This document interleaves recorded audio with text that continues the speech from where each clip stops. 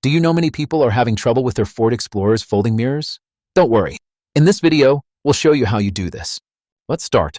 Step 1. Start vehicle. Start your vehicle by either turning the key to accessory mode or fully starting the engine. Step 2. Select mirror.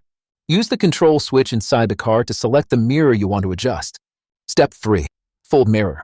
Fold the selected mirror using the power folding mirror control located on the door panel. Step 4. Unfold mirror. Unfold the mirror using the same control. Listen for the sound as it resets to its correct position. Step 5. Repeat process. Repeat the folding and unfolding process until the mirror is back in alignment. By following these steps, your Ford Explorer's mirrors should be back in working order. Still need help? Visit our website for the complete manual. There you will also find questions and answers from other Ford users. Did you find this video helpful? By subscribing, you help us continue to answer users' questions. So, subscribe to our channel. Thanks for watching, and see you in the next video.